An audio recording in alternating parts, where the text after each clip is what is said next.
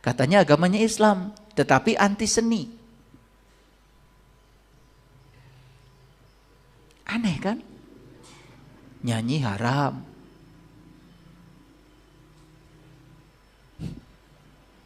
Gambar haram.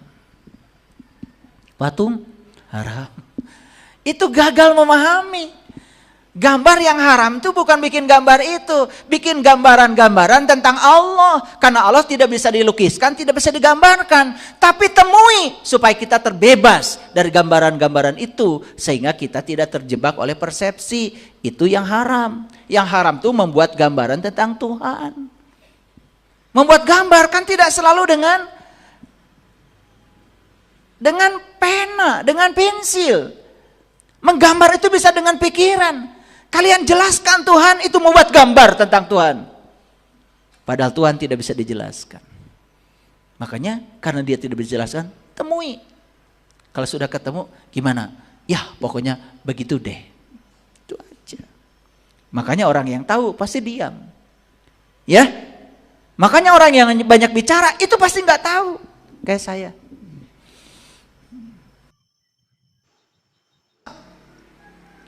Jangan agama menjadi hambatan untuk membangun bangsa ini menjadi besar. Ngerti maksud saya? Kan kalau kita berantem karena agama, apalagi memperebutkan nama Tuhan, gak lucu. Betul gak? Dan Tuhan juga pasti gak ridho. Ya? Oke. Jadi pada hakikatnya semua agama mengajarkan perdamaian dan tidak membenarkan kekerasan. Jangan percaya kalau ada orang yang mengajarkan agama lalu menghalalkan darah orang lain yang berbeda keyakinan dengan dirinya. Jangan percaya. Tidak mungkin ada Tuhan yang seperti itu. Kecuali Tuhan buatan dirinya sendiri. Tuhan yang maha welas, maha pengasih, maha penyayang. Luar biasa ya. Oke? Sekarang kita lihat nilai universal ajaran Islam dulu. Ini mah udah kenal pasti ya. Yang pertama nilai universal ajaran Islam adalah kebenaran. Menekankan pentingnya mencari kebenaran dan menghindari kebohongan. Makanya jangan percaya. Jangan mudah percaya. Nih saya kasih tahu Bapak Ibu. Kan yang namanya iman itu ya, meyakini sesuatu yang belum terlihat sampai bisa melihat yang kita yakini. Itu baru iman, baru sempurna itu. Kita yakin kepada Allah. Yes, karena ada ciptaannya. Itu meyakini yang belum terlihat. Itu belum iman itu. Baru setengahnya. Sampai bisa melihat yang diyakini itu. Baru hakul yakin. Baru isbatul yakin. Imannya tuh gak goyah lagi. Makanya kebenaran dalam Islam itu adalah mutlak. Yang kedua, Islam itu mengajarkan keadilan.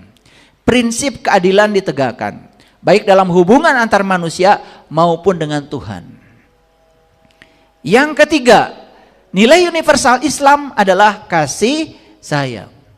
Judulnya Al-Quran ada Bismillahirrahmanirrahim. Bahkan Rahman dan Rahim di surat Al-Fatihah itu diulang 2 kali. Di judulnya ada Rahman dan Rahim, di dalamnya Alhamdulillahi Rabbil Alamin Ar-Rahman Ar-Rahim. Diulang lagi. Apa artinya? Start the day with love. Fill the day with love. Awali harimu dengan cinta dan isi harimu dengan cinta. Pasti ujungnya adalah cinta. Karena hadiah mencintai adalah dicintai. Nilai universal yang keempat di Islam adalah kesabaran. Apa sih sabar itu? Menerima kenyataan. Makanya sabar itu saya sering definisikan tanpa tapi dan tanpa tepi. Itu baru sabar. Ya? Tanpa tapi, tanpa tepi. Ibu akan sabar, tapi sabar enggak itu? Tanpa tapi, tanpa tepi, terima kenyataan apa adanya. Saya kasih tahu, kenyataan tidak berbahaya, tapi reaksi kita terhadap kenyataan itu yang sudah terbukti berbahaya. Ya, hilang uang itu enggak berbahaya, tapi reaksi kita terhadap hilang uang berlebihan sampai kepikir terus menerus jadi sakit, itu yang berbahaya. Hilang uangnya biasa-biasa aja. Reaksi kita terhadap kenyataan itu yang berbahaya. Catat Bu. Jadi di Islam ada apa? Kebenaran, keadilan, kasih sayang, kesabaran. Itu nilai-nilai dalam Islam. Kemudian yang kelima, perpaduan. Islam itu mendorong persatuan dan kerjasama antar umat manusia tanpa memandang perbedaan suku, ras, atau agama. Ini sudah dilakukan di zaman Rasulullah. Jadi kalau pengikutnya tidak begitu, itu sudah keluar. Dan yang keenam adalah kebaikan. Mengajarkan untuk berbuat baik kepada sesama dan berkontribusi positif dalam masyarakat. Makanya kata Nabi, sebaik-baiknya manusia yang berguna bagi manusia yang lain. Jadi bukti keislaman kita itu harus berkontribusi dalam kehidupan masyarakat. Dan yang selanjutnya, nilai universal Islam itu adalah keindahan. Menghargai keindahan alam dan seni sebagai manifestasi kebesaran Tuhan.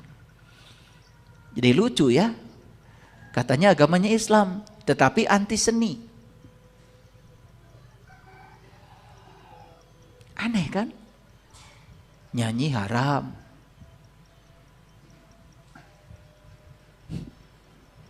Gambar haram.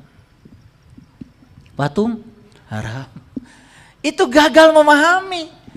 Gambar yang haram itu bukan bikin gambar itu, bikin gambaran-gambaran tentang Allah. Karena Allah tidak bisa dilukiskan, tidak bisa digambarkan. Tapi temui supaya kita terbebas dari gambaran-gambaran itu, sehingga kita tidak terjebak oleh persepsi. Itu yang haram. Yang haram itu membuat gambaran tentang Tuhan. Membuat gambar kan tidak selalu dengan pena, dengan pensil. Menggambar itu bisa dengan pikiran. Kalian jelaskan Tuhan, itu membuat gambar tentang Tuhan. Padahal Tuhan tidak bisa dijelaskan. Makanya karena dia tidak bisa dijelaskan, temui. Kalau sudah ketemu, gimana? Ya pokoknya begitu deh. Itu aja. Makanya orang yang tahu pasti diam. Ya. Makanya orang yang banyak bicara itu pasti nggak tahu. Kayak saya. Saya tuh pengennya ngaji itu diam aja. Saya duduk di sini diam, dan setelah 2 jam kita diam-diaman, kalian semua dapat pencerahan. Pengennya begitu. Udah teriak-teriak aja saya, kalian nggak ngerti-ngerti. Apalagi kalau diam. Oke, jadi Islam mengajarkan apa? Perpaduan, kebaikan, keindahan. Ini nilai-nilai Islam itu. Tapi saya tidak bisa jelaskan satu persatu Qur'annya, ayatnya, nggak cukup waktu. Tapi tangkap aja dulu. Buktikan kalau ini ada. Sekarang kita bicara nilai-nilai universal agama Katolik. Loh, kenapa saya di tempat ini membicarakan nilai-nilai universal agama lain? Kan supaya kita kenal. Kalau tak kenal, maka tak sayang. Kan itu, supaya terowongan silaturahminya nyambung. Paham maksud saya? Dan yang saya bicarakan nilai universal. Kalau universal, nilai ini walaupun ada di agama Katolik, berlaku nggak bagi agama lain? Berlaku. Apakah nilai-nilai yang saya sebut tadi di Islam berlaku di Katolik? Berlaku, kan universal. Tetapi ada titik beratnya. Nah, coba kita baca ya. Nilai universal dalam agama Katolik, 1, membela martabat manusia. Mengajarkan pentingnya menghormati martabat setiap individu sebagai ciptaan Tuhan. Luar biasa bukan? Kan sebetulnya kita juga walaupun agamanya Islam sepakat kan dengan ini. Bahwa kita tidak boleh melecehkan martabat orang lain. Apalagi Ya, kita mah diajarkan di dalam Al-Quran. Ketika iblis disuruh sujud pada Adam, langsung menolak kan? Betul nggak? Kenapa? Karena iblis itu melihat Adam sebagai Adam. Tapi ketika malaikat disuruh sujud pada Adam, yang dilihat malaikat bukan Adam, tapi apa? Ruhku yang Allah tiupkan pada Adam, bagian dari dirinya Allah yang ada pada diri Adam. Jadi yang dilihat oleh malaikat itu isinya Adam, yang dilihat oleh iblis itu kulitnya Adam. Nah, jadi siapapun manusia yang suka melihat kulit itu siapa Pak? Nggak tega saya nyebutnya, ya itu. Dan manusia yang sudah bisa melihat di balik Adam itu ada isinya Adam, hakikatnya Adam adalah dia juga, ruhku yang Allah tiupkan kepada Adam. Itulah yang disebut dengan memiliki sifat malaikat.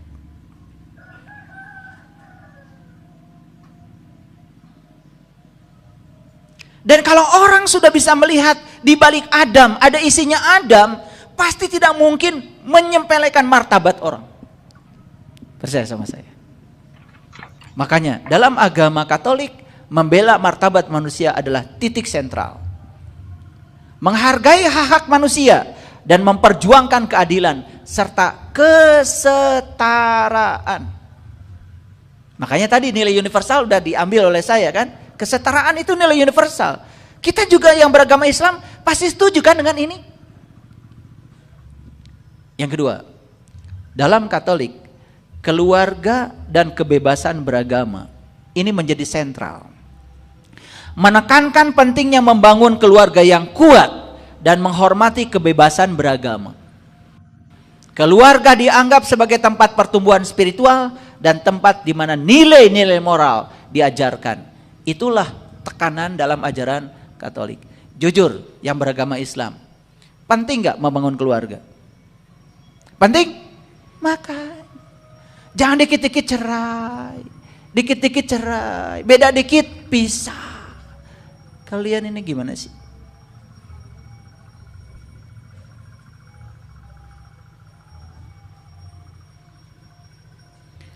Yang ketiga, kehidupan dan keadilan sosial. Mengajarkan pentingnya menghormati kehidupan dan mengupayakan keadilan sosial, melawan ketidaksetaraan, kemiskinan dan ketidakadilan. Setuju gak dengan ini? Universal gak ajaran ini? Kan kita juga sama kan? Bisa menerima ini? Nah, akhirnya nanti begitu kenal jadi sayang. Terowongan silaturahminya nyambung. Kasih sayang dan persaudaraan itu titik sentral dalam agama Katolik. Mengajarkan pentingnya mencintai sesama manusia dan membangun hubungan yang penuh kasih sayang. Persaudaraan universal dianggap sebagai tujuan akhir, di mana semua orang bersatu dalam cinta kasih. Dialog antar agama dan perdamaian itu titik sentral berikutnya. Mendorong dialog antar agama dan kerjasama untuk mencapai perdamaian.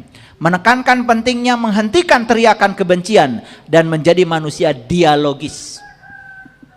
Ini ajaran-ajaran yang saya sarikan dari ajaran Katolik. Lanjut, bagaimana ajaran Kristen? Dalam ajaran Kristen, titik sentral yang pertama adalah kasih. Kasih merupakan hukum utama dalam Alkitab. Jadi di bab 13 ya, ayat yang ke-13 dalam Korintus, dalam Matius juga ya. Di bab 22 ayat 37 sampai 39. Ini kalau Bapak Ibu membaca, di situ mengajarkan untuk mengasihi Tuhan dengan segenap hati, jiwa dan akal budi, serta mengasihi sesama seperti dia sendiri. Mengasihi sesama seperti mengasihi dia sendiri. Kan Nabi Muhammad juga mengajarkan begitu. Betul nggak? Sayangilah orang lain sebagaimana kau menyayangi diri kamu sendiri. Ada irisan nggak? Ada irisan. Mengasihi orang lain berarti menekankan kepentingan mereka di atas dirinya sendiri. Kepentingan publik lebih penting daripada kepentingan kelompok. Di Islam juga ada. Sukacita, kegembiraan yang berasal dari dalam, tidak terpengaruh oleh kondisi dan situasi luar. Ini adalah sikap yang perlu dipegang dalam merintis hari, baik dalam keadaan menggembirakan maupun tidak.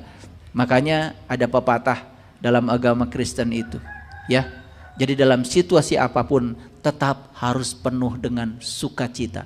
Dan ternyata itu kalau dalam ajaran neuroscientific itu yang disebut dengan hukum tarik menarik. Dan kalau kita selalu berada dalam sukacita, walaupun situasi di luar sedang tidak nyaman, itu akan mempercepat situasi itu kembali kepada situasi yang kita inginkan. Hukum tarik menarik berlaku. Dalam agama Kristen diajarkan damai sejahtera. Dalam agama Kristen diajarkan kesabaran. Sama seperti dalam Islam. Luar biasa? Oke. Sekarang dalam agama Hindu. Dalam agama Hindu, titik sentral, nilai universalnya adalah Sanatana Dharma. Ajaran yang abadi. Jalan kebenaran yang universal. Ini menunjukkan bahwa nilai-nilai Hindu relevan dengan segala tingkatan intelektual, emosional manusia, latar belakang sosial budaya dan geografis. Yang kedua, Trihita Karana. Konsep ini mengajarkan keseimbangan antara tiga aspek. Hubungan manusia dengan Tuhan, hubungan manusia dengan sesama, dan hubungan manusia dengan lingkungan atau alam. Apa di Islam tidak diajarkan? Sama kan? Betul nggak? Diajarkan. Ya, itu namanya Trihita Karana.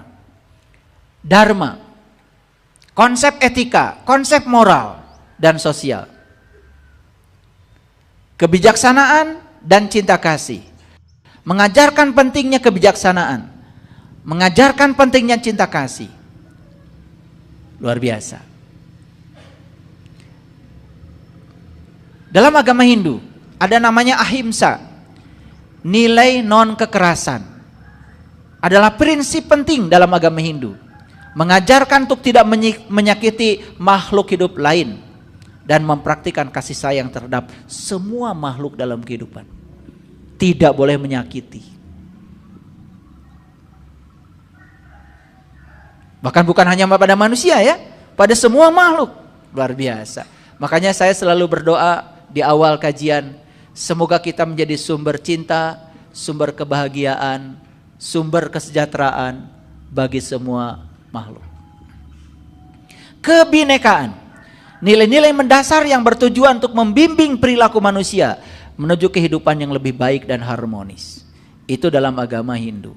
Buddha, dalam agama Buddha, titik sentralnya yang pertama, nilai universalnya adalah kebaikan hati yang namanya metta.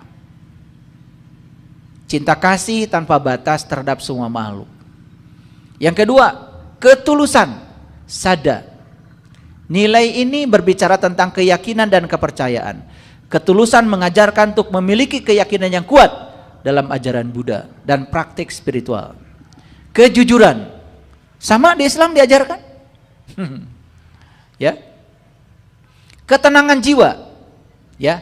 Cita pasadi. Nilai ini mengacu pada ketenangan batin dan ketenangan pikiran. Meditasi dan refleksi membantu mencapai ketenangan. Belas kasih, ya, karuna. Bijaksana, pana. Kan ini semua ajaran yang universal. Luar biasa kalau kita kenal ya. Malu berbuat jahat.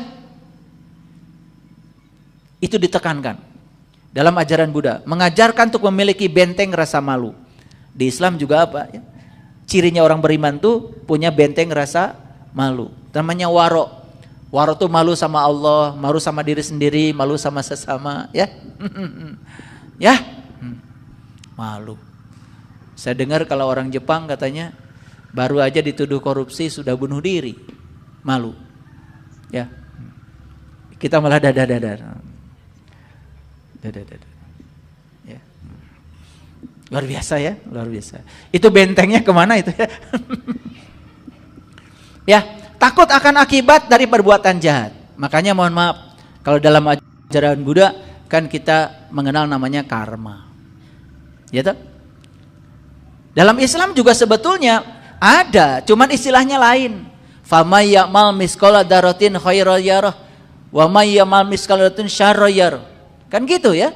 Kamu berbuat baik, menciptakan sebab baik, kamu akan menerima akibat baik. Kamu menciptakan sebab buruk, kamu akan menerima akibat buruk. Walal akhiratu khairul laka minal ula. Konsepnya sama. Cuman kita tidak mau masuk ke dalam untuk mengenalnya. Itu yang menyebabkan harus dibuat terowongan.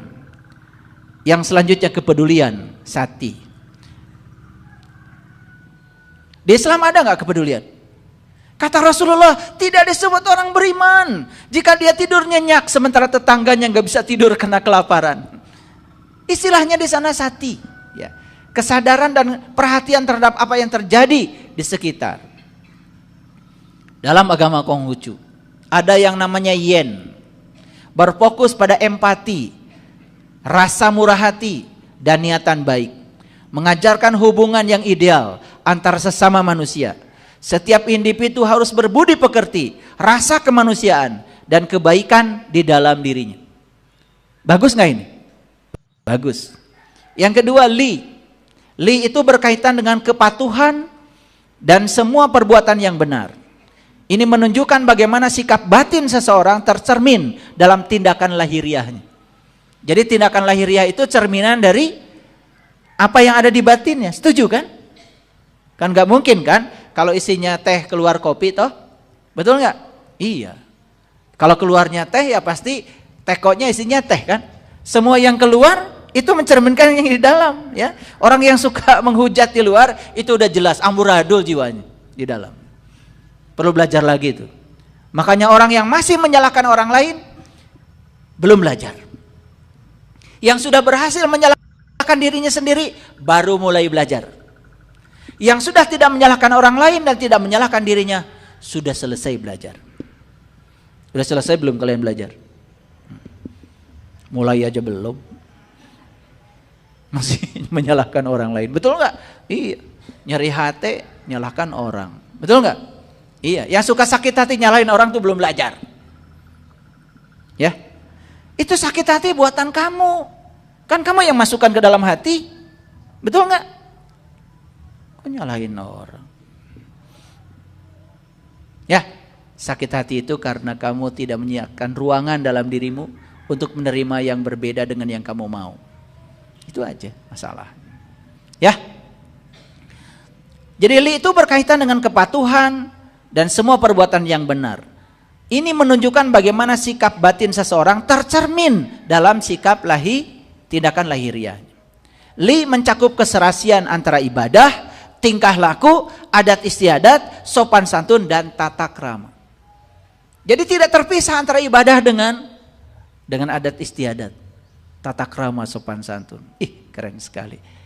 Yang ketiga, ajaran universal dari Konghucu adalah yi, menjunjung tinggi kebenaran sebagai tanggung jawab kemanusiaan dan penjaga alam. Jadi menjunjung tinggi kebenaran itu sebagai tanggung jawab kemanusiaan dan menjaga alam. Cih, ajaran kebijaksanaan. Sih, kepercayaan dan kesetiaan. Kesimpulan, apakah semua nilai-nilai universal yang saya sampaikan dari ajaran-ajaran agama yang berbeda itu berlaku untuk semua manusia? Ini yang disebut dengan universal. Makanya kesimpulannya kita harus tekun di ajaran, di jalan kita, di ajaran agama kita. Gak boleh mencampur adukan ajaran agama kita dengan ajaran agama orang lain. Gak boleh. Tanpa harus menyalahkan jalan mereka. Keren gak kalau begitu? Maka disitulah kita akan bisa menyadari betapa pentingnya kita membangun terowongan silaturahmi. Setelah selesai kajian ini, gimana? Terowongannya sudah terbentuk di sini? Sudah terbentuk di sini terowongannya? Oke. Kalau sudah terbentuk terowongannya, kajian saya yang hari ini semoga, karena ini bersejarah, saya sampaikan di hari di mana sahabat-sahabat kita sedang merayakan Natal dan akan menjelang tahun baru tahun 2025. Dan semoga kajian ini menginspirasi semua orang ya untuk menjaga persatuan, kesatuan bangsa kita yang luar biasa ini, dan kita jaga bangsa kita ini karena ini adalah titipan buat anak cucu kita.